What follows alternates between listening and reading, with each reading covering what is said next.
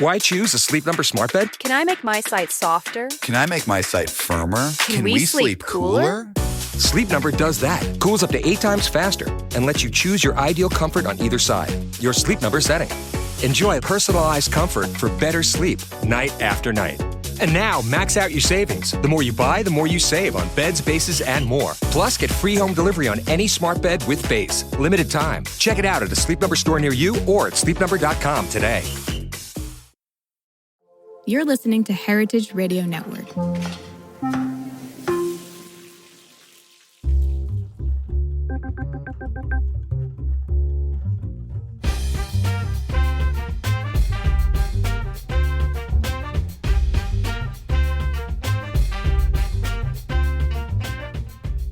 Hey, it's Sam Ben Ruby, and this is The Wine List. The Wine List is a new fast-paced podcast featuring the best-in-class wine guests. Each week, I will ask our guests 5 questions about their current wine and food preferences. The same 5 questions I've asked everyone from day one on the Grape Nation. Get ready for the most diverse and interesting recommendations to try now. We'll also find out what's going on in our guests' world. This week, we talked to Camille Lindsley, co-proprietor and beverage person at Hags in New York City.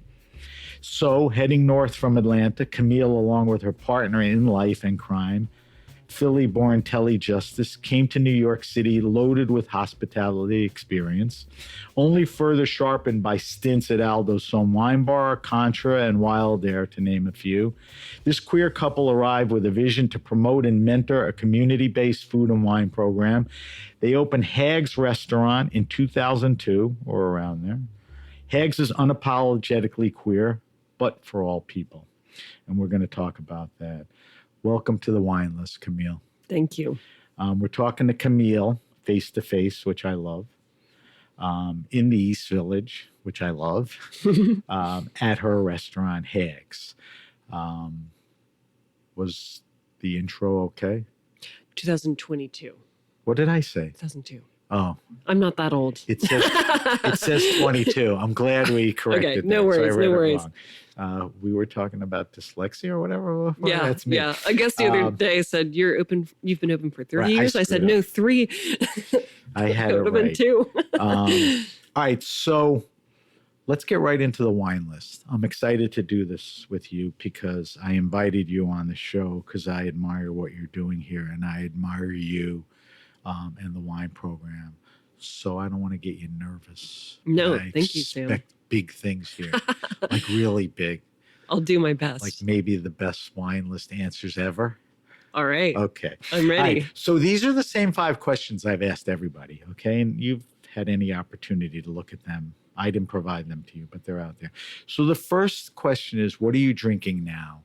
And it's sort of what I refer to as like, what's in your fridge at home? What's on the table?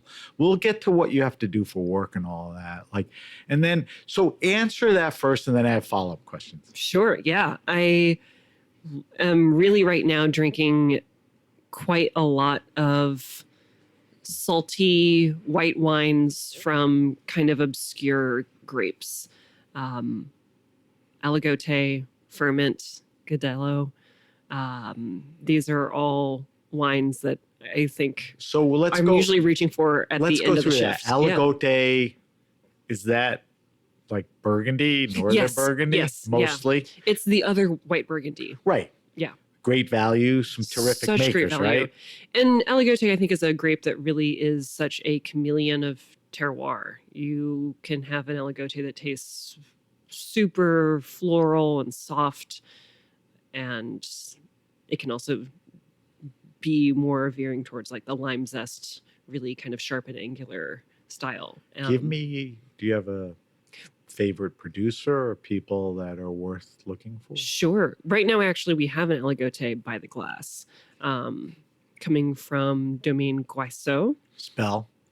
I knew you'd ask me to spell, and I am happy to Give have me the your list best right thing, here. and I'll correct it when I post. No, it's Domaine Guayso is Goisot. Okay. I would have never gotten that. I had a Q in there. No, yeah.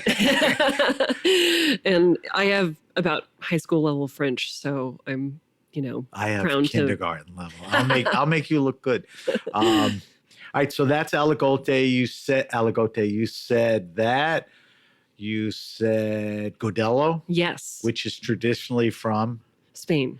and northern Spain. Yes, yeah, And give me a maker or two there. sure. Rafael Palacios. Palacios. Palacios. Yes. Yeah, making some really interesting Godellos. I've heard that they have gotten a little attention and have gotten more Harder expensive, to get, more expensive. which is a shame. But Gamay. yeah, I know. Oh my Beaujolais. God, I remember. I don't feel like I have been in the wine world for so long, but I've been in restaurants for 10 years. But you and felt that. I remember. That arch, oh my or- God. Yeah. It's crazy. I remember hearing some wine professionals maybe 8 years ago saying, if you're spending more than $25 in a bottle of Cru Beaujolais, you're a fool. And now you're hard pressed to find any If Beaujolais you can get a for village under from a decent maker. 40. Yeah. It's outrageous. Yeah. We could I moan and know, groan I'm about all the sad things that have about gotten that. a lot more expensive. But this is why I think for me as a somm, my job is to try and find some of these Well, so far you're doing good. Thanks What for was great the value. third wine you mentioned? ferment. Oh, Ferment, which I think is a favorite of yours. I kinda love picked up on Ferment, that. That's Hungarian. right. Yes. It could be made, there's California ferment. Yes. Yeah, there is some California But ferment. so I think the only American ferment I had was what's that guy? Hardy Wallace makes it out. Oh, that's right. Yeah. But I don't yeah, know if he makes. a So give Dirty and me Rowdy. some good stuff in the same vein as the first two wines you. Yes. Well, ferment is definitely a grape that I have a soft spot for. It's a white grape. It's a white grape. And for people that are like, what the hell is she talking about? What's not that you have to be exact, but how would you compare it? What would you equate it to? Can you do that? Sure. I think that it shares some similarities with Aligote, Okay. but it also, for a maybe more mainstream frame of reference, has some similarities between a Gruner Veltliner or Sauvignon Blanc, but not quite as tropical fruit forward, and lacking the pyrazines that you'll find in a Sauvignon Blanc. Right. Which you either like that or you don't. Yeah. So those are good ones. So I think you answered the question as asked. Do you have to taste a lot of stuff for the restaurant? Yes, I am tasting as much as I possibly can. And I think that one of the great tragedies of being an owner-operator is my time spent really working as a beverage director is a lot smaller than in a lot of ways I wish that it was. But Really? yeah, I wear so many hats. Yeah. Us being Well, you're a business owner. Yeah. Like you said, not just that. For sure. And I'm someone who's on the floor most nights of the week. I'm working brunch pretty much every single Sunday. But we're going to talk about oh, that. yeah. Sundays are special here. Sundays are super special. What about, I don't know how often this happens, Mm-hmm. whether it's in the apartment or you go out. What about like you and Telly? What would you order collectively together? Does that change the dynamic of what she Yeah. would pick and what you would pick? So now you have to make each other happy? For sure. I think usually if we're drinking wine, we're out at a restaurant and I'll kind of do the annoying Psalm thing of like, what do you want to drink? White or red? Sparkling, still. Well, at least you're And- asking questions. Yeah. Not like, I think this is cool. I want to drink this. Typically, she'll just say, just pick Okay. something. And I'm usually delegating her choosing what we're eating. So we divide and conquer So our meals. that's fair. All right, let's move to the second question. This was kind of the goofiest question, but it's kind of fun, and it falls in again to your warehouse. What is your favorite wine and food pairing? Not what you and I think or you think is the best. What do you like? And it's obviously something, you're not eating that much. But what's that ooh-ah? You've been around food and wine enough. What Yes. works for you? Pairing is one of my favorite avenues to play with wine. I think that pairing is the Complementary. most exciting part of what I get to do as a beverage professional. And so much of that is just the dynamic between the chef and the sommelier. And when you are fortunate enough as a beverage professional to work really closely with a chef for a long time, you develop this crazy, like, sixth sense of pairing. And I'm always excited and challenged by Telly's almost incessant changing of the menu here at Hags. Changing is one thing, but a crazy imagination that you're dealt Yes, with, right? yeah. But to me, it makes perfect sense because we've been working together for so long. And I think that obviously this is a very different kind of partnership, but I was over at Le Barnardin for a very wonderful champagne lunch that I was honored to be a part of with Fabrice Pouillon in the salon. And I was talking to Aldo. He's coming out with a new book all about food and wine pairing. He's coming on, shameless plug, in early December. Great. And we'll talk about him a little too. Yes, yeah, we will. But he and I were talking about how there's just something that is something that you just inherently know when you've been working with a chef for a long time. Like how he's been working with Chef Repair for ages and ages and ages. Telly and I have been working together for on and off 10 years, as long as we've known each other. We met working together at Kimball House in Atlanta, Georgia. And I very much have always seen wine as something that you can certainly geek out on its own, but is just a conduit for having a great time with people and ideally with food. So there are a couple of kind of archetypes of pairings that I'll have on the pairings at Hags. I'm not asking for that. Oh, I'm yeah. not asking for archostypes. But I'm asking for your favorite wine and one food of my pairing. favorite ones Don't that get I so do. fancy on No. it. I'm getting there. I'm getting there. Rosé and lobster is a pairing that I come back to time and time again. Pink and pink. Pink and pink. Yeah. So that seems obvious, but get into more why that works. Sure. I do think that we do taste with our eyes first. And right now I'm kind of putting a little bit of a spin of this rosé and lobster on our current pairings where I have a Ramato and lobster, which is a lot of fun. Ramato being this kind of, is it rosé? Is it orange? Controversial category. So help Skin me. contact Pinot Gris. And Help me with my ignorance. Ramato is the varietal, or so it's or the way it's made, like it's the macer- style. So it's a skin contact Pinot Gris or Pinot Grigio. But is Ramato confused for orange wine sometimes? Is it an orange wine or it's a different So style?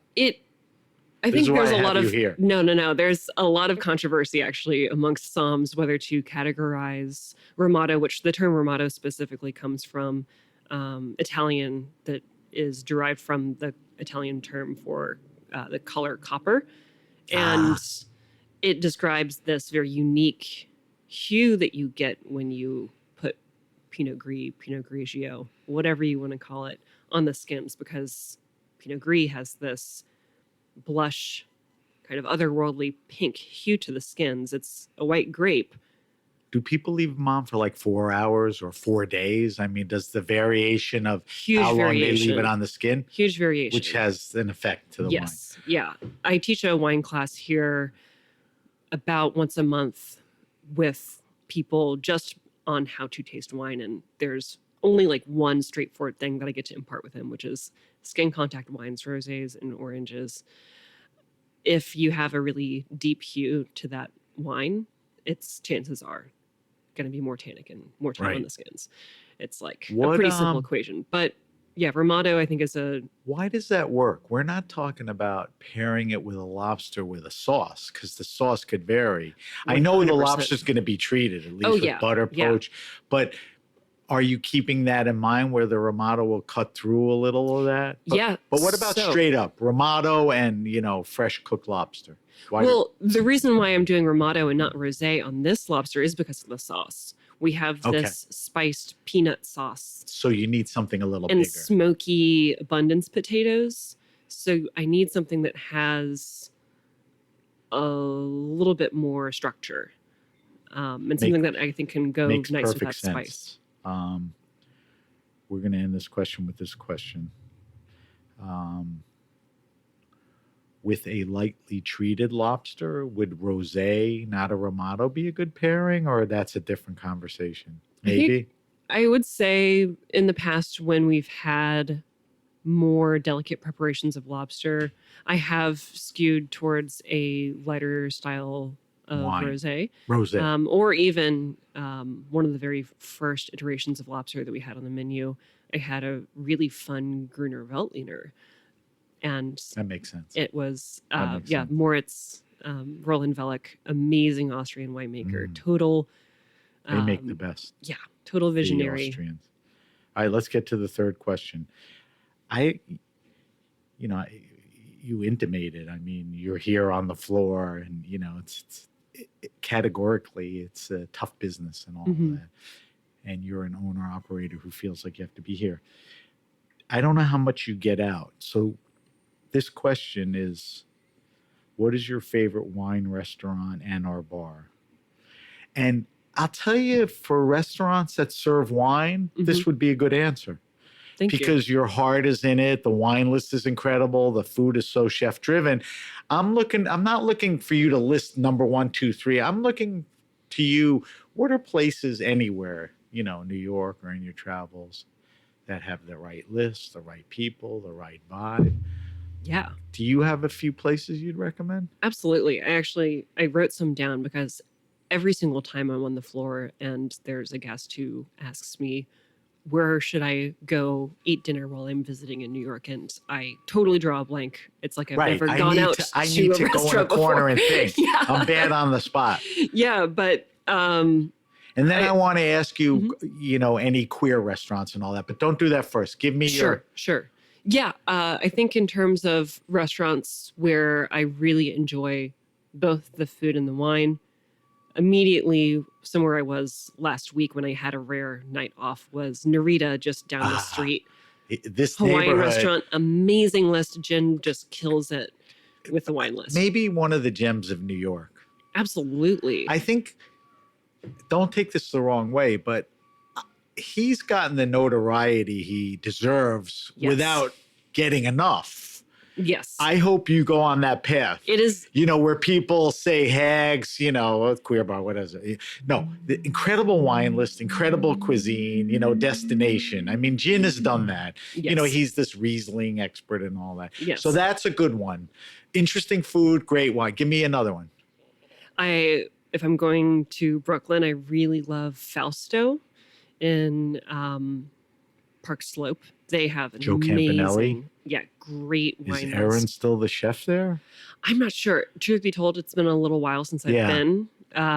However, I think that one of the beautiful things about being in New York is all of these restaurants that have such distinct points of view for their wine list. Yeah.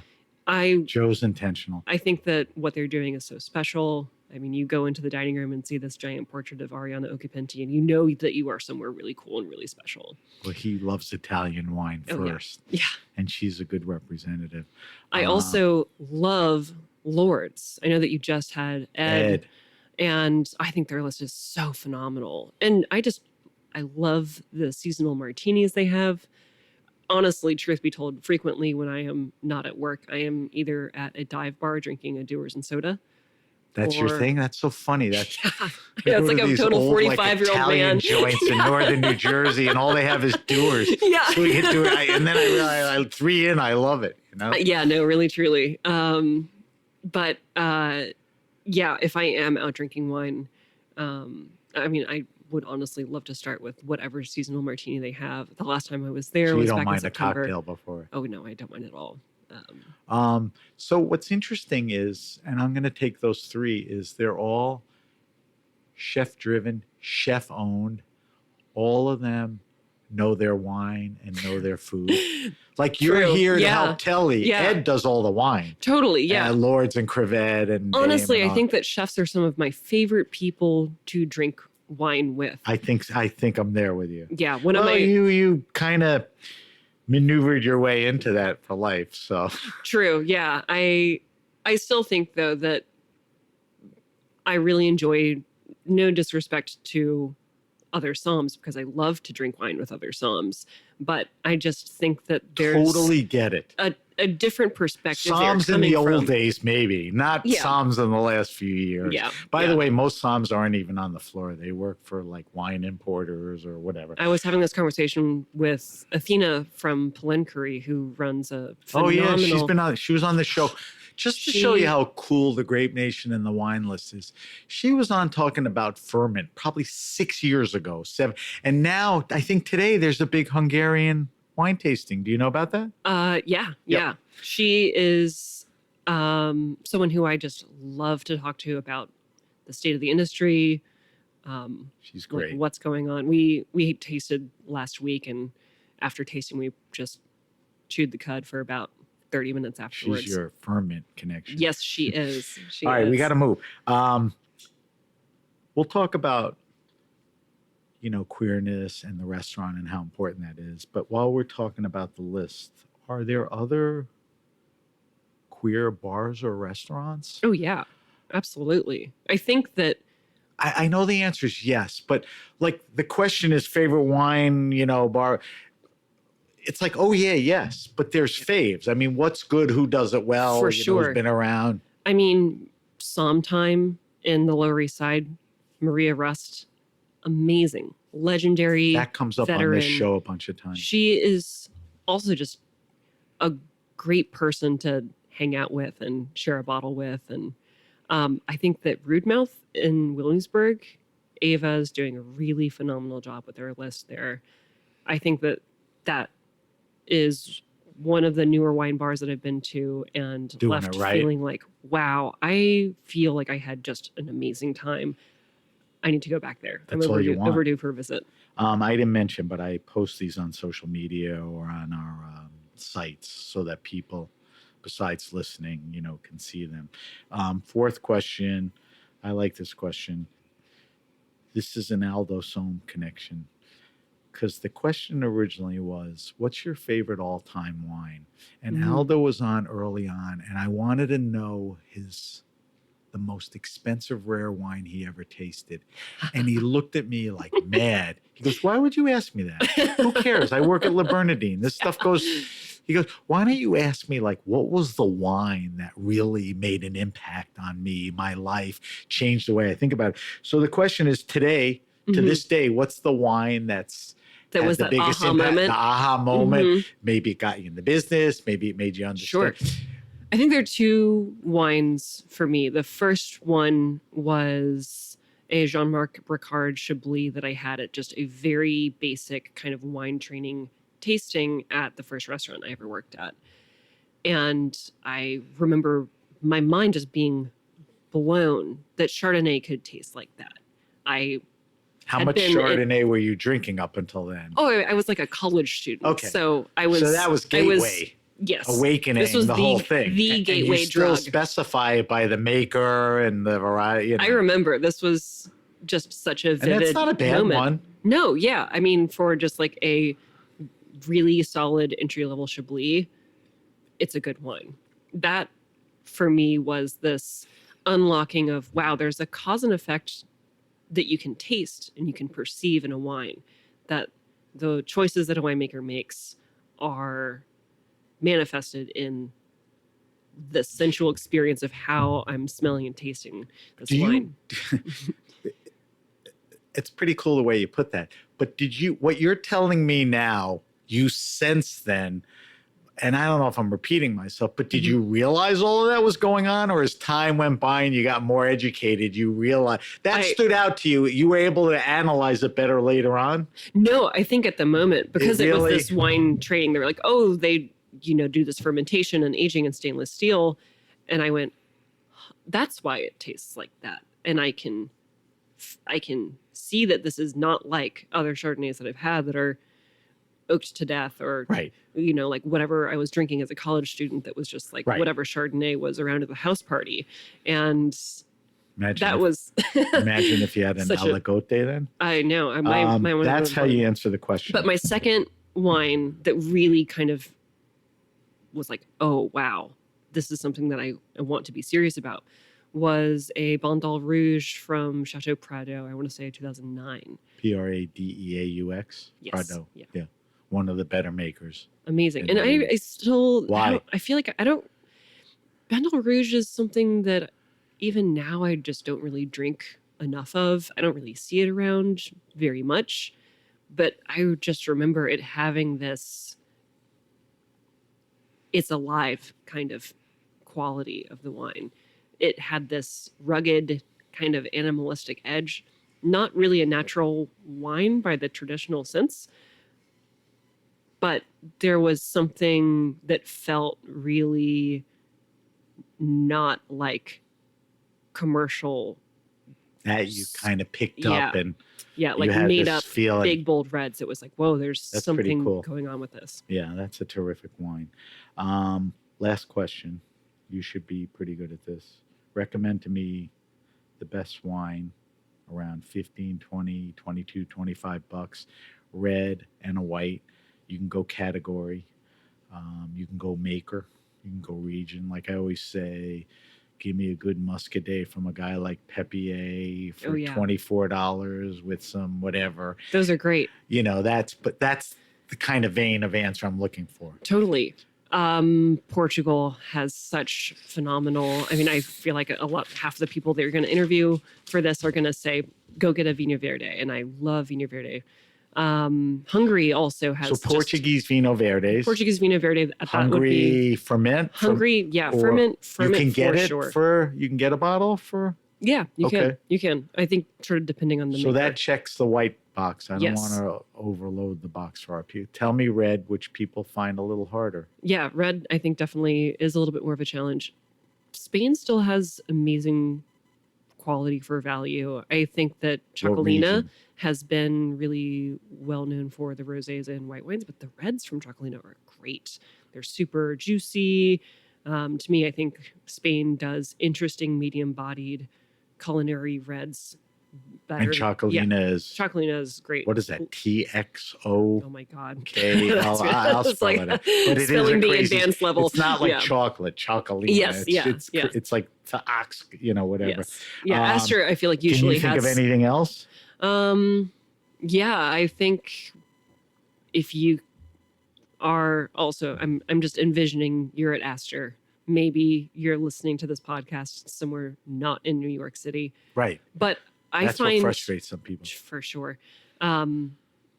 Blaufränkisch is also, especially this time of year, as the weather is getting a little bit cooler. I think Blaufränkisch across the board, you can definitely spend some money on some serious Blaufränkisch, but you can find some really good, I agree. really, really great entry level Blaufränkisch. I was in character in Austria, not this year, but 2 years ago. Mhm. And I think it's come into its own. And most of it is natural and the producers are off the charts. phenomenal. I think when I say it's coming into its own, I still think most people Yeah. don't know about it. And there's really great Hungarian, what they call it, Kekfrankisch Same. in Hungary. Yeah, but it's the same grape. And So Kekfrankisch? Kekfrankisch. All right, I got to make note of that. All right, so that's the wine list. Obviously we could do the whole show on the wine list, but I want to talk to you about other things. Sure. It seems to me your life really changed when you met your partner, Telly Mhm. Justice, quickly, Sure. because I want to get into other things. Tell me where you met, how you met, and how it all came about. Sure. I like to say that we met the old fashioned way at a bar, which was the bar that we were in restaurant that we were both working at. Oh, you were working I together. had just gotten off of my What shift town were you in? Where was it? in Decatur in Atlanta. Decatur. Okay. Yeah. We met and she was the opening sous chef of this restaurant, but when I started working there, she was not currently working there, had gone back to Philly. Which is where she's from. Which I is where said she's that in the from, intro. yeah. Yeah, but she definitely was someone that people talked about at work. She's a character for sure. And we met when she came back to Atlanta. She started working at Kimball House again. And So you we met became at this immediate bar. fast friends. There was time in between. Mhm. You're both at Kimball House. We're both at Kimball House. Coincidence or not? Coincidence, yeah. Okay. Yeah. And that's when you really start Yeah. going out and getting together and all. For What year sure. was that? This was 2015, so 10 years ago. Okay, so that's enough history. Mhm. If they want to know more, they can come in here and talk to you. Yeah. I'm curious. Ultimately, you packed up and came to New York. We did. Yeah. Not the easiest place. Ethnocentrically, to me, the only place. Yeah. So I get why. But why was it? Because I'm answering the question for you. You can fulfill the vision or try it. Why did you come to New York? We came up to New York because our initial idea of this thing that we wanted to open, which Hags evolved from and certainly wasn't our initial idea. And we did not move to New York thinking that we would open a restaurant here. We came up to New York because I really wanted to cut my teeth as a newly minted certified sommelier. I wanted to work on the floor of a fine dining restaurant. And was So really New kind of- York's the place to do that. That Oh, was yeah. the interest. So when you said Hags, the idea of a queer restaurant from a queer couple was not the original intention. No, it wasn't. Hags really was something that was bore out of the two of us being freshly out of work during the pandemic and kind of coming to grips with we both have all this experience in fine dining. We don't feel like we can really be our full selves at work. And we feel like there is a lot that's kind of hoisted upon you as a queer person when you do work in fine dining that's sort of like your queerness and your fine dining profession are at odds with each other. And I just don't think that that's There's necessarily a lot true. of odds in the restaurant business, in For the sure. kitchen, on the For floor, sure. how customers perceive you. Yeah, You know, definitely. So we wanted to create a place where a gay couple could feel comfortable and not on edge celebrating their anniversary, having a date night, and also that you could be someone who is queer and work in a serious restaurant and not feel like you have to hide who you are to be successful. When did that all gel? Because I had mentioned, Telly worked at Contra and Mhm. Wildair, which, are among some of the great innovative restaurants. You Yeah. were with maybe the greatest of all sommeliers at a temple. How lucky was I Aldo to Sohm- immediately land a job with Crazy. him? And we'll talk about when I that, like moved I to said, New in a York. second. Yeah. But when did you, so you guys are both working. Mhm. When do you come home and say, we got to do this? We got to do this? How does the Hags thing finally gel into not a vision, but something you act on? Really, when we had nothing but time during the pandemic, Okay. we were That- existentially spinning our Without the wheels. pandemic, things Yeah. may not be what they are. We didn't have any time to slow down and think about the future really during the time pre-pandemic. We were both working so much. And I think when we were out of work like everyone else in hospitality, we immediately were sort of like, what are we doing with our lives? What are we doing here in New York? And Hags kind of came from those questions. So I picked up on a bunch of different occasions, your desire and paying attention to the emotional and professional support of employees and Yeah. the customers are Yeah. just as important. I mean, that's sort of the vision, right? You settle into that. So queerness, correct me if I'm wrong, is an Mhm. identity. Mhm. I'm not sure that's the sole definition. How do you define a queer restaurant, or what are the things that you wanted or need to do, to open? You finally said, Sure. this is what we want to do. Yeah. I think, yes, queerness is an identity, but also queer is as queer does. And we're frequently asked, what is queer about Hags? And we have. Well, one of just my a questions laundry is there list. such thing as queer cuisine? You know, For so- sure, but, yeah, you know, work it in absolutely. and all that. Absolutely. But I interrupted you. Keep No. going. I think that as we have been open for 3 years, I really kind of have come to define it more succinctly as at Hags, we really practice queer hospitality. And that's something that both Telly and I, before we met, really experienced down in Atlanta. For me, my sort of early queer experiences were these potlucks I would have, hanging out with a bunch of, like, at the time, this is the late 2000s in Atlanta, the vegan, queer, and punk scene were kind of like all together one. And that was really who I was as a teenager growing up. That was what I was doing. I was biking after school to Food Not Bombs with like my best friend and, you know, cooking food to give away for free. Those little experiences, the potluck thing and all that, kind of were the foundations. Yes, that was really kind of things you foundational want.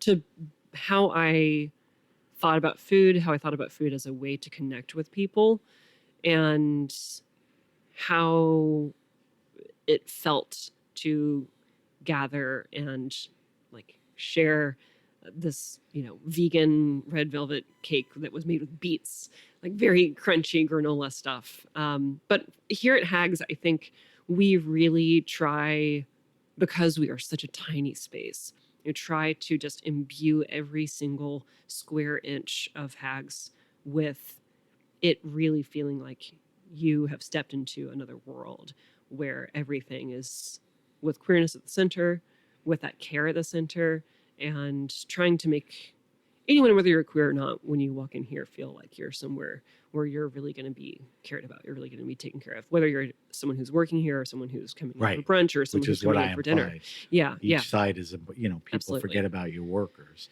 They constantly, For you know, sure. you have to make everybody. You know, I was going to ask you, is queer cuisine, is it about the person making the food? Is it about the food? You know, you brought in sort of the hospitality. The answer is it's all of those. It is all of right? those. I mean, it's so all of those. And I think one of the things that I think is really special about Telly's own brand of queer cuisine is that she is so generous with her care for the guest. We are somewhere that is really considerate about allergies and dietary restrictions. We've always had a vegan menu. And well, I think that part of that is inherently queer, just your care and attentiveness to guests. I think that's also just like the right thing to do. Yeah. Yeah. But Personally. maybe the queer community is more sort of in tune. Yeah, or, we always kind you of know, joke whatever. like what straight vegans.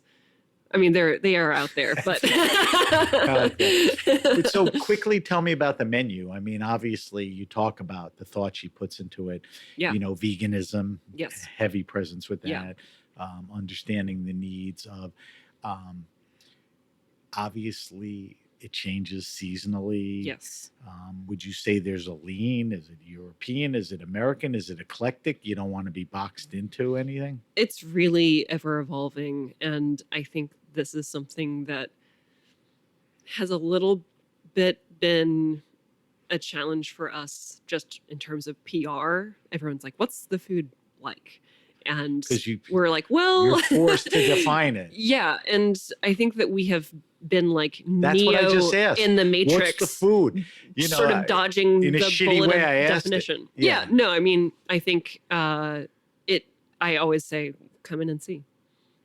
But I or think go that, online and look at what's, you know, online for now, you know, and you make your own decision. Mhm. But it's playful. I think that quintessential to specifically Telly's food is that there is this great tension between her food being playful and challenging. You read it and you're like, what? This is crazy. But then you taste it and there's something very comforting and very familiar and serious. Before I want to talk to you about wine. Tell me about something that, you know, is obviously important to you from our discussion so far, and something you've always believed in and actually execute. On Sundays, you do something very cool here, and you've been doing it since opening, right? Yeah. Tell me about that. Yes, every single Sunday, we offer food on a completely sliding scale basis. That means 0 to our suggested price, less than suggested price, more than suggested. And it is also supplemented by whatever wine we have open, whatever wine we feel like opening. If we have a guest som coming in, they're going to be opening some wines. We're pouring everything by the glass for either $16 or $18. So anyone who really fun. typically couldn't afford the place could come in and make the gesture of what they think they can to experience it, and you open doors to that. Yeah, I think that for us, being in the East Village is something that's really important to us, and we know that fine dining restaurants frequently can be at odds with the neighborhood that they're in. I totally agree. I mean, this is the total. Yeah, we wanted this to be a place. Not that you're in the alphabets, but you're far east on the numbers as you can get, which is kind of important environmentally. Absolutely. And we're right off of the L. Right. We want this to be a place where, yes, you can come experience really serious, really thoughtful, very unapologetically fine dining food for a 7-course tasting during the week, but also every Sunday. You can have food prepared by the same really talented chef team, served by the same team on the floor. It's awesome. I'm usually here, and you can have that experience in a little bit of a different kind of expectation. You're not going to be committed to being here for 2 hours with 7 courses. You can go in and out in 45 minutes or an hour. Or if you are here, like we had a group of 6 guys all hanging out for like 2 hours on this past Sunday. It, right? Yeah. They didn't know what they were getting. It's so much fun, and it is truly just as much for the staff as it is for the guests. Just a fun day. We have such diehard regulars. We're really lucky, I think, that people, as we've been open now for 3 years, I think that rightfully so, we're initially sort of like, what? You're doing what every single Sunday? I don't know if I trust this, because it's so outside the norm. It just goes to show, execute a vision because it's important to you, and that it works. Yeah. And it continues to work. And we've slowly over time really built trust with people that, like, yeah, we actually mean what we're saying. You can pay $5 for your perfect French omelet with smoked salmon and boursin and smoked trout roe over top. You can pay nothing for your grits that have burgundy truffles shaved over top. You can do that, and you're welcome to. That's why we do it. I think frequently people are like, don't people take advantage of that? I'm like, they're not, because we're offering. It's so funny. That's the first thing people think of. I'm guilty too. Yeah. You know, but I just think the neighborhood you're in, the people that are around here, they kind of get it, and, they do it right. Let's talk about wine. Yeah.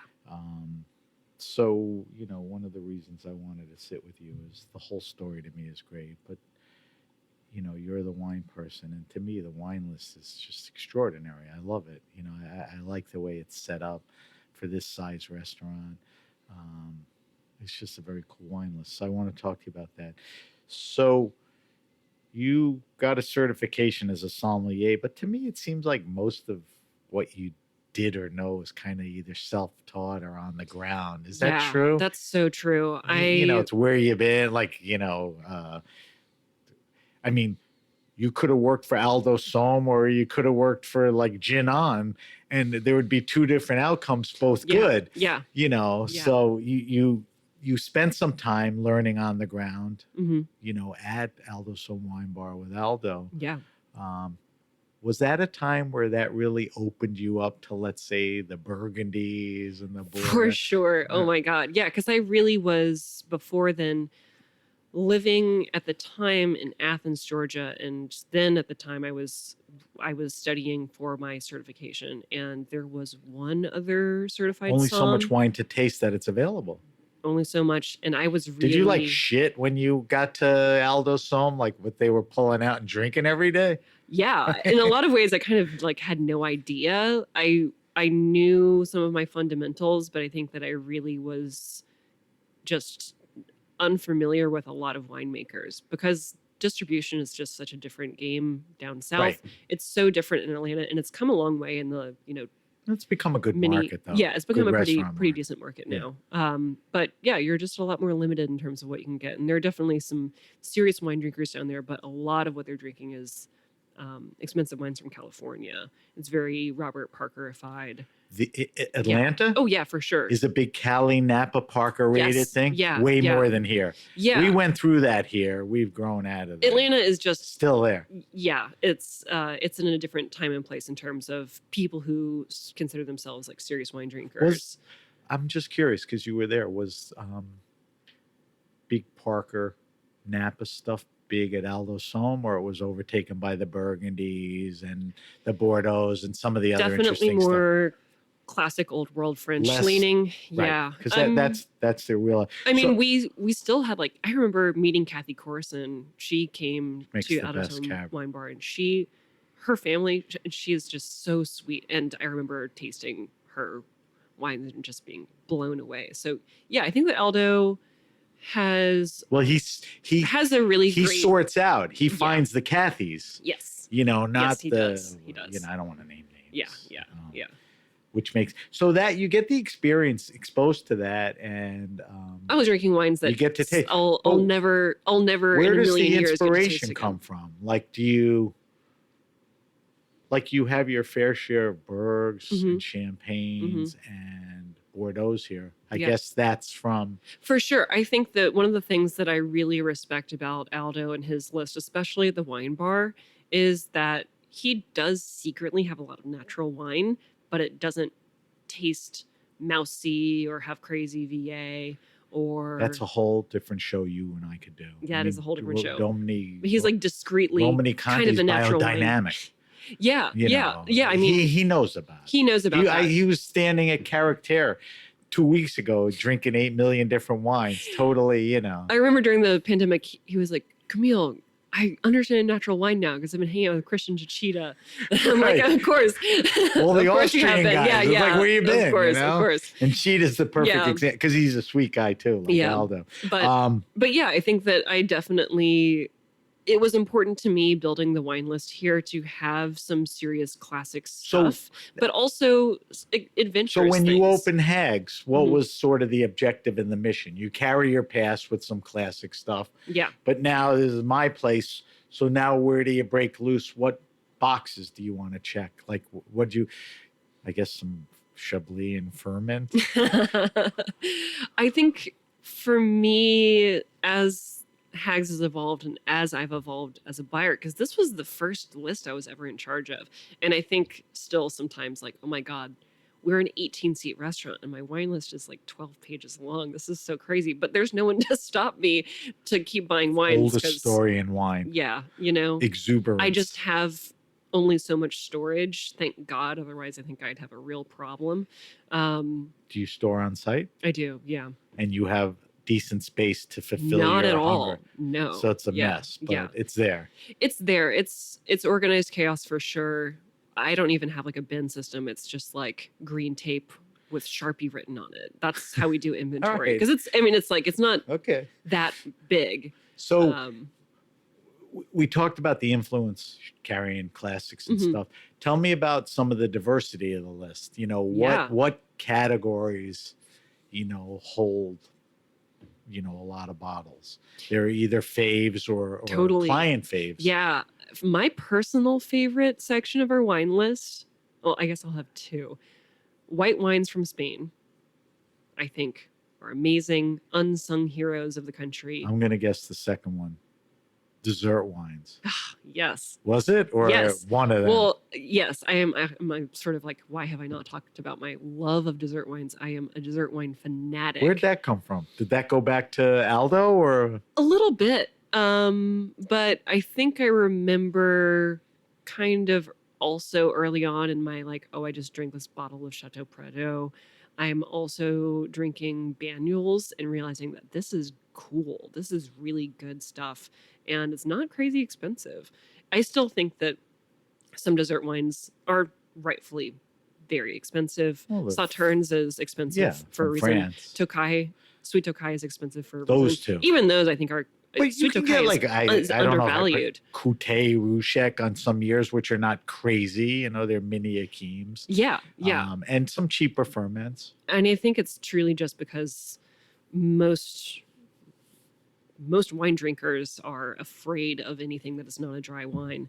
And there is not as much of a demand for those wines. And so they're really undervalued, especially for what they are. I really, truly, some of the most special experiences I've had with wine were, working with Aldo. I got to, taste like an Eggenmüller Schwarzhofburger Trockenbeeren Schlese from 1977. It was just like, what? This is so crazy. I've never had anything like this. And those are unique wines. Madeiras that are over 100 years old that taste like New Orleans chicory coffee. It's amazing what these wines evolve into. And I think, too, one of the reasons why I love dessert wines is there's always a story. It's not like these wines, most wine vinifies dry. There's some kind of intervention. There's some kind of reason why these wines end up sweet. Yeah. And there's always lots of lore. Madeira is something that I think is so fascinating because there's so much mystery. There's so much storytelling. Because, the Sauternes are buttressized or whatever. Yeah, right. You're like, there's a moldy whole grapes makes this? That's so crazy. What was interesting to me is, champagne's a big thing now. Everybody carries a lot of champagne. I mean, it's so diverse and goes with everything. And people are going beyond celebratory. I was just impressed with just the list of names that, are not the ordinary, characters. Sure. Yeah. I mean, you bring obviously a lot of growers and smaller guys. And, I think that's a quality of this place and, something that I admired. What about, so two things. What about your intention and attention to queer winemakers? Yes. Tell me about a few. And I think that leads into, I said, you know what, pull a bottle that's kind of representative of the restaurant. And I think that kind of checks both boxes. You have this wine because you like it, and it also has the story that's important. Yeah. I think that I have, I'm really lucky to be in New York and have access to a lot of queer wines. It's still, I think, a page on the list. One, I feel phenomenal about having a page on our list of queer made wines. I want it to be the whole list one day. We're getting there. We're starting to make more wines. A worthy, committed tribute. So for sure. And I think that, like queer people throughout history, a lot of these queer winemakers are really on the cutting edge of what the future of winemaking is turning into. And this bottle that I have on the table that I feel like is kind of in a nutshell representative of what the wine list at Hags is all about is this really special wine coming from Statera Cellars, a project run by two friends, Meredith Bell and Luke Wild. They're based in Carlton in the Willamette Valley, Oregon. And does Meredith have other wineries? So they make wines together, and they also kind of have their own, like Luke and Meredith have their own side projects where they make wine sort of under their own label, which I think is so cool. Oh, I love that. Because their wines but predominantly... that's where I know Meredith also, too. Yeah. Predominantly, they're really focusing on Chardonnay, and Oregon Chardonnay is so awesome, so great. I think that... maybe appreciated. Yeah, for now. Yeah. I think people are starting to pay attention. Planting-wise, there's probably way less Chardonnay than Pinot and other stuff. But it's great stuff. And what they are doing with the Chardonnay is they're making some really classic Chardonnays for like classic expressions of Chardonnay in Does Oregon. that mean Burgundian or not necessarily? Yeah, sort definitely. of in that style? They're also, they're also kind of branching out into doing some more experimental co-ferments. And this bottle that's on the table, the Remix Volume 2, is actually a blend 50-50 Chardonnay and Chenin, which is really cool. And Oregon Chenin is awesome. I like Chenin more than Chardonnay, but that's a great... Yeah, and Chenin from Oregon, there's so much cool stuff. Mimi Castile of Hopewell, oh my God, her Chenins are just out of this world. She knows what she's doing. She is a living legend. But yeah, back to Luke and Meredith. I think what they are doing is fascinating. And Meredith, I had the pleasure of tasting with her. I haven't met Luke yet, but they're... I really love their perspective. So Statera is Statera. Yes. Tell me, so that's a specific bottle. Tell me on the list, other people we should pay attention to. You don't have to go through the whole list. And we're not ranking them, but just throw out a couple other, queer winemakers on the list. Sure. I just had some wines from this winemaker on our pairings, and honestly, I need to re-up to have some on by the bottle. But Sebastian Burrell of La Represa is a really cool Black queer winemaker from France making wines in Sicily. And he makes this incredible... a Black queer winemaker from France making wine in Sicily. Yeah. You'll find 100 guys like that, right? But he makes this incredible Grenache. It's all Grenache from Sicily, and that's not something that you see every day. The Grenache is grown in Sicily. Yeah. Etna. Is it in the volcanic areas? Yeah, on Etna. And wow, it's that's so be cool. beautiful. And, he was making wines in Burgundy for a long time, and there's this really kind of like Burgundian influence to this. All of it wrapped together. Grenache on Etna. It's so beautiful. That's a good one. Yeah, great juice. I would guess he doesn't make that much wine, or not bad. I don't know how much is left because I bought a ton of it. So you knew better. I definitely have a habit of doing that with some wines. I'll find something. See, the story there is as great as the wine, I'm guessing. Yeah, which is nice. Anything else come to mind? Anyone else? Yeah, I think that Chenoa Ashton Lewis of Ashanta. She's based out. The winery is Ashanta. Yes, the winery is Ashanta. Ashanta. Ashanta. Yes, it's more of a Negos project, but she's doing some really cool stuff in California, working with some really great vineyards, doing anything from a sort of deeper rosé made with Tempranillo to more classic, like old vine Carignan, and will every now and then do things like apple Carignan co-ferment. Like that's co-ferment, like a pet nat cider hybrid. Probably if the apples are there, it was a good idea. Yeah, exactly. It's spontaneous to some extent. And I think that that's something that is so cool and signature about a lot of queer winemakers that I've encountered, is that they're really kind of rolling with the punches, especially I think queer domestic winemakers, because there's always a new challenge with. So it's not stereotypical. Warming. It's more like there's more openness, experimentation. Yeah, absolutely. Sort of what's going on with them. They're kind of practicing. Yeah. I love hearing that. One last question, or two questions, and then we got to wrap up. Is it harder to design a smaller list than a bigger list? Now, you're not tiny small, because you and I have been in restaurants where they have a pretty tight one-page list that's like, this is cool. You said 12 pages and you could fill more. Is it harder to keep those 12 pages relevant than, just like the Aldo Sohm Wine Bar? Yeah, totally. I think so. I think that if I were to be like, someone holds a gun to my head and they say, make a 20 SKU list, I'd be sweating bullets. Even harder. I think it's super hard because... Do you sweat a little for this one? I mean, you have some leeway, but are there things here that you obviously rotate, take out, run out? I think because we're honestly, so much about Hags is really determined by the existing conditions of this being just a tiny, tiny space.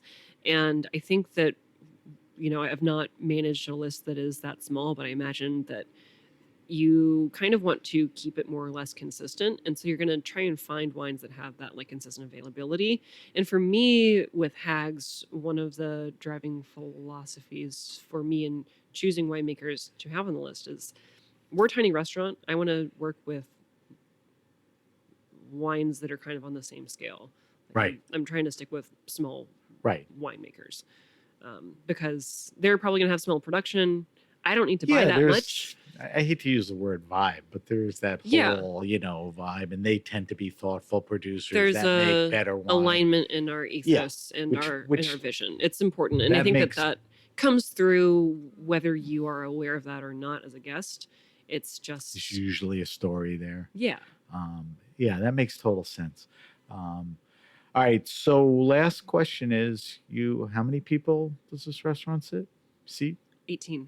So are there any aspirations to expand or another place? Yeah. For sure. All the time. I'm like, God, this restaurant is so small. Couldn't you do more covers if you had the space? Yeah. Yeah. So doesn't that, it's not for me to say, but doesn't that drive you crazy? I mean, if you could just plop into a little bigger place. Yeah, for sure. I think it's something that we would love to do. And I think frequently guests come in and if they're regulars, they're like, oh, when are you guys moving into a bigger spot? I think that it's something that we would love to do. And Hags has been... When it feels right. When we find the right place. Because I think that... Do you look casually? For sure. Yeah. Okay. Yeah, we do. All right. So I like TBD, but you can't rush perfection. No. And I'm not looking for speed. But I like nothing... when something is good and, in all aspects, the chef, the wine person, the owners, the space, the vibe, and all that. You just want more people to have access to it. Great. That's why, some people lose their quality when they go bigger. They lose their mojo when they open a second and third place, Yeah, things are definitely going to change. Like whatever incarnation of Hags that exists next is going to be different. And I think that Hags is a place that even within the 3 years that we've been open, we've gone through many different iterations. I think that we're right. I would hope very highly experimental. I would hope kind of restless people. You grow as you go. Yeah, which is a good thing. But this has been a really great sort of patient zero of Hags. Yeah, this 163 First Avenue space. Yeah, we're sitting here and it feels great. I know. When you open some of the reviews, the eater infatuation, they pointed out to sort of the style and the environment, that it feels good and it's thoughtful, which it is. All right, we got to wrap up. Let me do a quick wrap up. I want to get info from you. So thanks for listening. If you'd like to contact the wine list, we're at samatthegrapenation.com. That's samatthegrapenation.com. The wine list is available on Apple Podcasts, Spotify, Google Podcasts, Stitcher, or wherever you get your pods. Please subscribe to the podcast, and you'll get it every week. Leave a review if you like what you hear. You can follow us on Instagram at @SBenRuby, on X @BenRuby, and on Facebook, we're at The Grape Nation, our sister podcast. I'll post Camille's wine list pics on our social media sites. So, Camille, if people want to get more information or just get their ass in here, what's the best way to get more info on Hags, get more information on how to get a reservation? What do we do? Sure. So you can follow us on Instagram, Hags_NYC. Better yet, come drop by. Sometime I do highly encourage reservations. We're on Resi because we were 18 seats and because Wednesday through Saturday night we're a tasting menu. Reservations are definitely the way to go. For a tasting Sunday menu. brunch has gotten crazy busy. Usually I'll save a couple of seats for walk-ins. What are the hours for the Sunday brunch? 11 to 2:30 every Sunday. Yeah. So it's really like brunch time. Yeah. So I'm sitting here and I just want to ask you questions in reference to that. Can I come to the bar and just drink wine only? Or For sure. Can I come and have a meal and wine? So for dinner, we just do the tasting. We don't do any a la carte. Okay. But can I do a tasting at the bar? Hell yeah. Okay. I wish you would. I think it's my favorite place. Yeah, I love bars. The bar is so comfortable. We've got this nice sort of padded edge, but it's also positioned right by the kitchen, so you can really see this incredible elaborate 7-course tasting come out of essentially like a food truck sized I know. kitchen. It blows my mind. That's like what they're always the able to do. story. You Yeah, know? yeah. Usually, and everybody dreams and wishes for the big kitchen, but all the good stuff's coming out of these tight Yeah. spaces. But yeah, find us on Resi and make a reservation. Stop by. Okay. If you're in the neighborhood and just want to stop in for a drink, you're also welcome to do That, and by the way, if you go on their website, the Hags website, the menus are there, the wine list, which is a good representation of what's going on. It changes, and any other information. Can you get to Resi from the website? Yes, yeah, you can. Click right in. All right. So I want to thank our guest, Camille Lindsley. Thank you, Sam. I want to thank our engineer, Armin, Willie Soul, for our new original theme music, and everyone at the Heritage Radio Network. I'm Sam Ben Ruby, and you just got this week's wine list.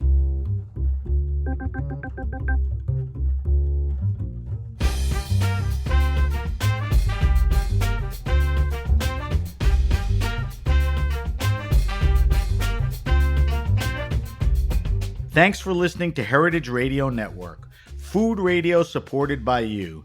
Keep in touch at heritageradionetwork.org/subscribe.